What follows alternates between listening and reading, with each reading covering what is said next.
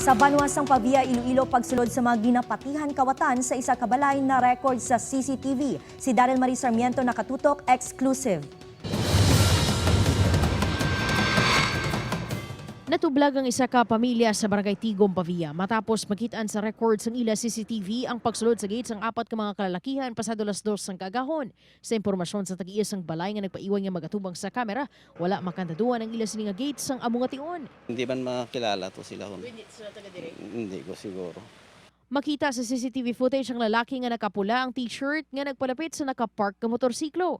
Isa man ka lalaki nga may tabo ng guya ang nagpalapit nga daw may ginapangita sa isa pagkaanggulo sa CCTV. Makita nga nagsiding pa ang lalaki sa bintana, samtang ang tatlo ang daw sa nagserbe nga lookout. Naglakat man ang mga inis ang nahibaluan nga sirado ang mga pertahan kag bintana. Nagaulan sang amo nga tion gani pahanumdum sang opisyal sang barangay nga indi gid magsalig kag tsekyaron nga nakakandado mga pertahan. Tagiya sang mga balay ni sila nan do aligmat man sila nga daw preparar gid man sila sang ilang balay para daw sip man bla. Nakapagigangot na ang opisyal sang barangay sa pulis angot sa natabo.